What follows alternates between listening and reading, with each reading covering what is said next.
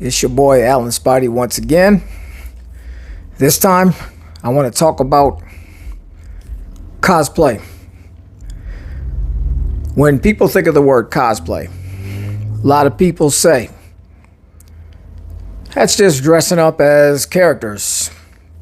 Marvel characters, DC characters, movie characters, anime. When I think of the word cosplay, I think of a way of life. A way of life that has helped me in so many ways. And one of the most important ways that cosplay has helped me is,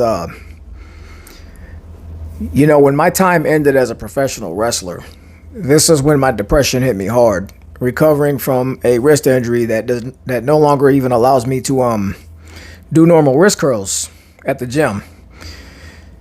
Needless to say, I lost a lot of my muscle mass since this happened, and I was really down about it for a long time. It took me about half a year to even get back into the gym, and that's even using light weights. And for a guy that pretty much used to go to the gym every day, lift heavy, and just really look the part as far as professional wrestling goes, this, it really hit me hard. And I was constantly thinking of ways to get my mind off of it, kind of. And I had a lot of help in this. It was actually suggested by my best friend, his wife. She has 2 young daughters. And there was a themed birthday party for one of them. The theme at the time was Lego. I didn't have any Lego costumes or anything. And I have no idea why, but I did have my Spider-Man suit in my vehicle at the time. My Miles Morales Spider-Man suit. And my best friend's wife actually said, you should suit up and play a huge role in this party. And I did. And aside from having a really good time at this party and portraying the role of Miles Morales, some heartwarming moments happened at that very same birthday party. One of her daughters, not the one who actually had the birthday at the time, but her other daughter, had said to me, you're really good at this. You should make a business out of this. People should pay you for this. It's almost like you're really the superhero. And for me, that was really touching. That was really something that I haven't heard. I'd been told not to really brag or talk myself up, but when I was a professional wrestler, I would get told by a lot of kids that they saw me as the hero. So in my opinion, that was almost bringing back that memory. Only this time in the form of suiting up as a superhero. And I took that little girl's advice. Pictures were posted, and sure enough, not long after, I was booked for my second party. After that, I decided, I don't want to be alone in this. She's the one that inspired me to do this. So I thought, what if I formed a team of cosplayers? And she became the very first member of my team. Actually, yeah, she became the first member, and her sister became the second member. I got both of them spider suits of their own. And I will post a photo here to show you. Eventually, my team grew bigger and bigger. My wife later joined me. My best friend's wife actually joined. And, of course, her 2 daughters. Malin, of course, became a part of the team as well. And I don't want to spend too much time just talking about that part. I actually want to get into why I'm making this video today. And I wanted to share with you guys what are my 5 favorite characters to cosplay, of cosplays that I own. So without further ado, I'm just going to get right into it. And I'm going to start off this list. Number 5, Ghostface. Why Ghostface? Aside from it being a very simple character to portray, You know, you need the mask, the robe.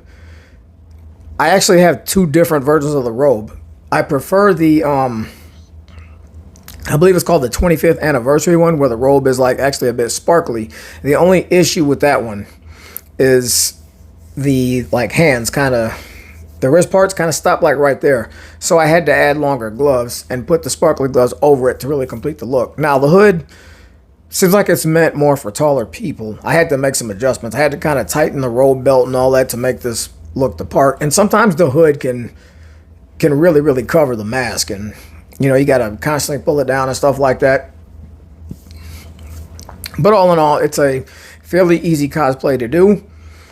Now, what I like to do sometimes is switch up the mask. I own about 30 of these different masks.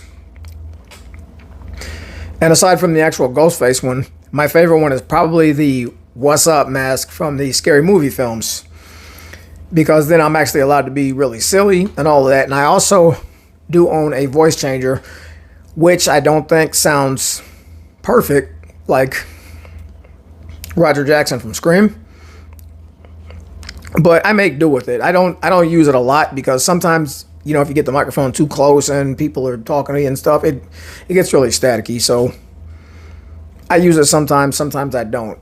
And also with this cosplay, Malin and my wife also joined this one here as extra ghost faces, and we have two props from, I believe we got them from Spirit Halloween. They are Ghostface babies, and we put a bow around one of them, so it looks like we have a boy and a girl, twins, which I can also post a picture of here. But this has become a family cosplay as well. Now, when we do this, my wife and I will carry around the knife props, and Malin will actually carry around a phone. Sometimes a giant inflatable phone, which has garnered a lot of attention from people when we go to conventions. So we have a lot of fun portraying Ghostface. Fairly simple cosplay, like I said, so that's why it makes this list. Let's go to number 4. This one, not so simple if you don't actually look like the guy. Carmelo Hayes of WWE. Now, this was not my idea. This is a case of you go to some wrestling shows and a lot of people tell you, hey, you look like Carmelo Hayes. I believe this actually came from me cosplaying as, I believe I might have cosplayed as Jey Uso when this happened. But I'd get a lot of, you look more like Carmelo Hayes than Jey Uso. So eventually, I said to myself, what the hell? Get my wife's friend to whip me up some cornrows in the hair. You know, start hitting the gym a little bit harder with what I can do. Find a shirt that says him or a Carmelo Hayes short. Or, as I found on Amazon, I found a shirt that says I'm him. Now, the pants that I use for this cosplay are actually the pants that I wore when I wrestled as a heel character. And since I'm no longer in the wrestling business, I went ahead and added the letters myself, the Mellow Don't Miss, and believe it or not, it's actually just gold duct tape. Drawn out and cut to perfection. Kind of spaced it out on my own, stuff like that. But yeah, that's all it is, gold duct tape. I added some knee sleeves, and my wife drew up the designs on the knee sleeves, and the boots, I actually got those from a Goodwill for like $5. It was that simple. And I got the like the boot covers, kind of more of like shin guards. I got those off of Amazon as well, black and gold. So my entire outfit is black and gold. And when I cosplay as Carmelo Hayes, I always take the NXT championship with me just because it matches the outfit. Although I have considered adding the NXT North American championship as a prop as well at some point. Also added the sunglasses, which I kind of tilt down like this a little bit when I cosplay as Carmelo. I use magnetic earrings because I don't have real pierced ears, which I also got off of Amazon. You don't want to wear those for too long because it starts to make your ears hurt quite a bit. And I added some wrist guards, which actually fasten on with Velcro. I like those better than the cloth ones. Looks more the part. And I also added a chain here. And the charm that I got says no love, because the ones that I found that say like #1 on them or have an M on them, they don't seem to fit that chain that I wear. So I just went with this for now. And the Carmelo Hayes one actually was shared on Carmelo Hayes' Instagram page. And I've been interviewed by other podcasters and everything with this cosplay. Needless to say, I'm very proud of this one. You know, it was simple, aside from having to cut out the letters and make sure all that was good and make sure it actually stayed onto the pants and all that. This is a cosplay that I'm very proud of, and I love that it's gaining more popularity the more that I cosplay as this character at shows. So my number 4 pick is my Carmelo Hayes cosplay. Number 3, I'm going to have to say, especially for the price I paid for all this stuff, Deadpool. The movie version. I actually have a Zentai suit too, which I don't really use anymore since I got this more movie accurate suit. Now, my only issue with this suit, it seems like a lot of the like pleather or whatever you want to call the material, like the black parts in the suit, it seems like they're doing quite a bit of cracking. So I don't know how much longer I'll actually be using this suit. It was good for what it was. I got it for Halloween last year. And this was because, you know, Malin wanted to go as, she has a Deadpool suit too, a Zentai suit. And most of the time we go as Deadpool, and Malin goes as Maypool, which is just a female version of Deadpool. But lately we've been cosplaying as Deadpool and X-23. A buddy of mine that passed away was the biggest Wolverine fan in the world, and he would cosplay as Wolverine. And Malin wanted to do this as kind of a tribute to him, basically saying, I wish I could have met him from all the, you know, all the great things I said about him and stuff like that. And I thought, well, you know, I think my friend would be really proud of this. This is probably something he would want, because he was a lot like me. You know, he loved children, and he was just he was a great guy. This is my buddy, Andy, but we called him Cowboy. And I miss him every day, and we keep him alive with the Wolverine cosplay that Maitland does now. And the Deadpool one, a thing that I'm not like super pleased with in the Deadpool cosplay is it gets very difficult to see out of that. I don't know if you want to call it a helmet or a mask, because it's kind of like a face shell almost, but your visibility is mostly going to decrease by like 50% looking forward. And if you look to the side, it's almost like not there. But you got to make some sacrifices. And I almost feel like, too, that the face shell is a little too big. When I look back at pictures sometimes, it makes the head look a little too big, in my opinion. And it did come with the boots, came with the little shoulder collar thing. I actually picked up a Dogpool shoulder magnet, which Malin uses more than me, because I move around way too much in that suit. I'm always getting asked to do the bye dance, stuff like this. So I move around in that suit quite a bit. And it also came with sword holders, but I went out and bought the 2 swords myself. I believe I got those off Amazon. I actually use the sword backpack that I got off Amazon too, because I just feel like that one's a little better. All in all, I think everything with this suit almost ran me about $600. So that's crazy. But, you know, it is a rather popular cosplay. And this is also something we can do as a family. If, you know, like if I go as Deadpool, Malin will go as Maypool, and my wife will go as a character, Bedpool. She'll be in a sleepy robe, she'll have on a sleepy hat, and unicorn slippers. We kind of just do whatever we want with this idea. But it's also a lot of fun, aside from constantly getting asked to do the bye dance. But at this point, hey, I hear the song, I just break out the moves, in the suit or not. So number 3 choice is Deadpool. Like I said, I just wish the material was holding up a little bit more. I've had that suit for only about a year. And for what I paid, I feel like it should have been a little stronger, but maybe it's because of all the moving around I'm doing, who knows. Number 2 is my Sub-Zero cosplay. Now this one actually is a pretty cheap one to start off with, because I got this one from actually I got this one from GameStop, and I don't even know if they still sell this costume or not. So it comes with the wrist guards, the little shoulder part here. I believe it did come with pants, but I don't use those. I was originally just using a extra pair of pants that I use when I wrestled, so it's more of a leather material, but it's a little looser. And then it comes with the shin guards. Actually, no, it doesn't. The shin guards, I bought soccer shin guards and sprayed them with like almost ice-colored spray paint. I believe I used 2 coats of it, let them dry overnight. And another little thing I did to make this stand out was I got ice-colored body paint to go to about right here on the arms and on the knuckles. And I added a LED ball, which I only turned the color on to like a light blue color, so it almost looks like I'm getting ready to throw an ice ball. So it blends all together real well, like the body paint here, the ball.